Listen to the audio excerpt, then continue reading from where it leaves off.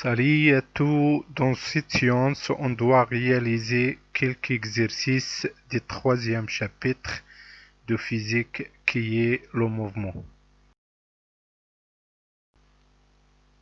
Pour le premier exercice, un train TGV parcourt une distance d égale à 450 km en une durée de delta t égale à 1 heure 23 minutes 20 secondes. Comme première question, calculer sa vitesse moyenne en mètres secondes moins 1 puisqu'en kilomètres heure moins 1. Deuxième question, la même train parcourt à la même vitesse une distance d' égale à 630 km. Quelle est la durée du parcours? Donc, pour la première question, la vitesse moyenne du train en mètres secondes moins 1, on sait que l'expression de la vitesse est écrite sous forme de V égale à D sur delta T. Pour trouver V en mètres secondes moins 1, il faut exprimer la distance du parcours par mètre et la durée du parcours par seconde. Tel que D égale à 450 km, on converse au mètre, on multiplie par 10 à la puissance 3. On trouve ici 450 10 à la puissance 3 mètres. Et on converse delta t en secondes. On sait que 1 heure égale à 60 minutes égale à, et 1 minute égale à 60 secondes. Donc 1 heure fois 60 minutes fois 60 secondes, plus 23 minutes, on converse en secondes, donc on multiplie par 60, plus 20 secondes, on trouve que delta t égale à 5 fois 10 à la puissance 3 secondes. Donc on remplace dans la formule de la vitesse, on trouve que la vitesse du train égale à 90 mètres secondes moins 1. Pour la même question, mais la vitesse moyenne des trains en km par heure moins 1, on a déjà calculé la vitesse en mètres par seconde et on sait que la conversion de l'unité mètre seconde moins 1 en km heure moins 1, on multiplie par 3,6 et dans le sens inverse, on divise par 3,6. Donc, on a déjà trouvé V égale à 90 mètres secondes moins 1. On multiplie cette valeur par 3,6. On trouve que la vitesse du train égale à 324 km heure moins 1. On passe maintenant à la deuxième question, la durée des parcours, telle que la vitesse elle reste constante qu'on a déjà calculée. Donc, on sait que l'expression de la vitesse c'est V égale à la distance d' sur la durée des parcours delta t', c'est-à-dire delta t' égale à d' sur la valeur de la vitesse. On fait l'application numérique, donc d' égale à 630 km, on multiplie par 10 à la puissance 3 pour converser au mètre et on divise par la vitesse qui est égale à 90 mètres secondes moins 1. On trouve que sa valeur égale à 7 fois 10 à la puissance 3 secondes qui est égale à 1 heure 56 minutes 40 secondes.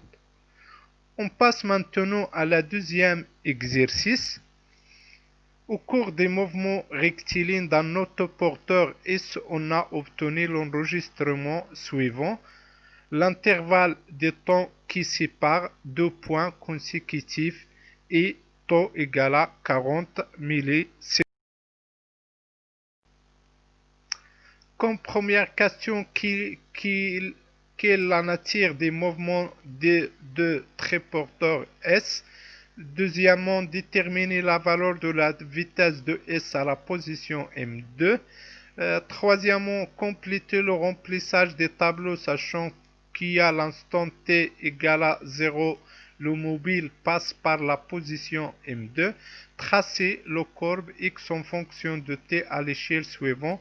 Axe des abscisses 1 cm équivalent à 0,01 m et axe des dates 1 centime équivalent à 0,04 secondes. Cinquièmement, déduire l'équation horaire des mouvements. On passe à la solution. Donc, pour la première question, la nature des mouvements.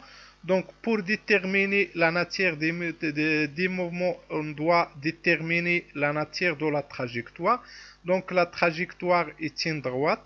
Donc, le mouvement est rectiligne. Dans notre part, l'autoporteur S parcourt des distances égales pendant des durées successives égales. Donc, on conclut que le mouvement de l'autoporteur est un mouvement rectiligne uniforme. La deuxième question, la valeur de la vitesse de S à la position M2 ainsi que l'expression de la vitesse instantanée à la position quelconque, on s'exprime sous forme de VE égale à la distance entre la position ME-1 ME plus 1 sur TE plus 1 moins TE moins 1 qui égale la distance entre la position ME moins 1 ME plus 1 sur donc à la position M2, c'est-à-dire I égale à 2, donc on remplace dans l'expression de la vitesse, on trouve que V2 égale à la distance entre la position M1 et M3 sur 2 temps. On passe à l'application numérique. Donc, d'après l'enregistrement, on trouve que la distance M1, M3 égale à 4 centimes.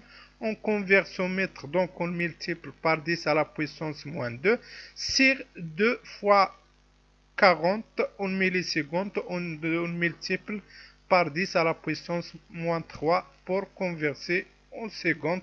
Donc, on trouve que la valeur de la vitesse à la position 2 égale à 0,5 mètres seconde moins 1.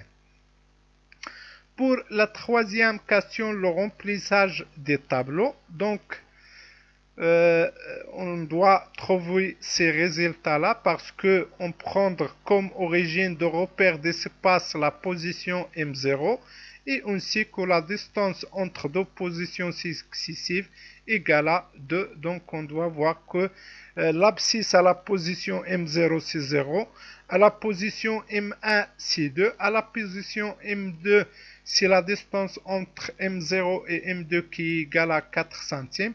À la position M3, c'est la distance entre M0 et M3 qui est égale à 6, etc. La même chose pour les dates, on prend que la position M2 comme l'origine de repère des temps. Donc à la position M2, l'instant t égale à 0. Dans le sens positif, par exemple, le passage de M2 à M3 égale à 1 taux, donc égale à 40 fois 10 à la puissance 3, 0. Le passage de M2 à M4 égale à 2 taux qui égale à 80 fois 10 à la puissance moins 3. Le passage de M2 à M5 égale à 3 taux qui égale à 120 fois 10 à la puissance moins 3. Dans le sens opposé des repères, donc le passage de M2 à M1 soit égal à moins 40 fois 10 à la puissance moins 3 et le passage de M2 à M0 égale à moins 80 fois 10 à la puissance moins 3. Pour la représentation de la courbe x en fonction de t, donc on représente la fonction x de fonction de t comme j'ai indiqué sur la figure, tel qu'on doit trouver que la fonction f(x) en fonction de t est une fonction affine parce que la droite ne passe pas par l'origine de repère. Donc, on l'exprime sous la forme x de t égale à v de x fois t plus x0.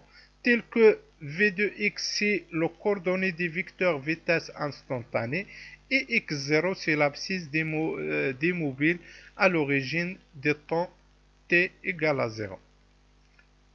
Qui est l'équation horaire de mouvement rectiligne uniforme. Comme dernière question de cet exercice, donner l'équation horaire des mouvements d'autoporteurs. Donc on l'exprime sous la forme x égale à v fois t plus x0. D'après le tableau précédent, on constate que l'abscisse des mobiles à t égale à 0, c'est x0 égale à 4 centimes qui est égal à 4 fois 10 à la puissance moins 2 mètres. On a déjà calculé la vitesse qui reste constante parce que la nature des mouvements est rectiligne et uniforme qui est égal à 0,5 mètres seconde moins 1. On remplace dans l'expression de l'équation horaire, on trouve que l'équation s'écrit sous forme x égale à 0,5 fois t plus 0,04. On passe maintenant à la dernière exercice qui est l'exercice numéro 3. Le plateau d'un tourne-disque a un diamètre d égale à 30 cm et tourne à 33,3 tours par minute. Quelle est la nature des mouvements d'un point des plateaux dans le référentiel terrestre? Deuxième question, quelle est la vitesse angulaire des plateaux dans le référentiel terrestre? Troisièmement, quelle est la vitesse linéaire d'un point de la périphérie des plateaux dans le référentiel terrestre? Et quatrièmement, quelle est la distance parcourue par un point de la périphérie des plateaux en 5 minutes? On passe à la solution. Donc, pour la première question, c'est-à-dire la nature des mouvements d'un point des plateaux dans le référentiel terrestre, donc le plateau est en rotation, donc tous ces points ont une trajectoire circulaire. Et puisqu'ils réalisent le même nombre de tours dans la même durée, donc la nature des mouvements d'un point des plateaux est un mouvement circulaire uniforme. Circulaire parce que sa trajectoire est circulaire et uniforme parce qu'il réalise le même nombre de tours dans la même durée. Pour la deuxième question, la vitesse angulaire des plateaux dans le référentiel terrestre. Donc, on sait que l'expression de la vitesse angulaire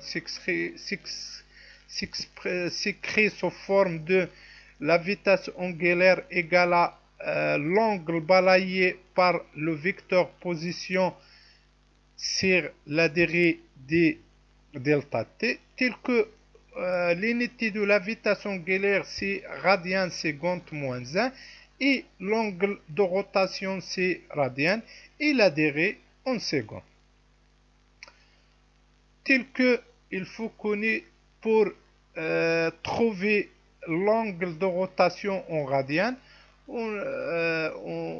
qui égale l'angle en degrés fois pi sur 180 degrés. Donc, pour calculer l'angle de rotation, on a un tore qui est équivalent à 360 degrés. On multiplie par P sur 180, on trouve que égal de P radian. Donc, pour 33,3 tours, qui est équivalent à l'angle de rotation des plateaux en radian. Donc, on trouve que delta θ égale à 33,3 fois 2P sur 1 qui est égal à 33,3 2P qui est en radian. Et on n'a que les tours qui est fait par le plateau et suffit dans un délai qui est égal à 1 minute.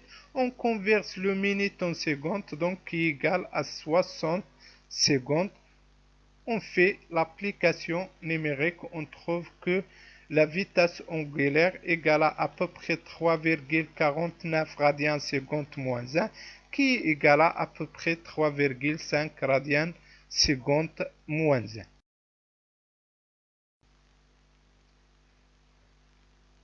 Pour la vitesse linéaire d'un point de la périphérie des plateaux dans les référentiels terrestres, on sait la relation qui est entre la vitesse linéaire et la vitesse angulaire.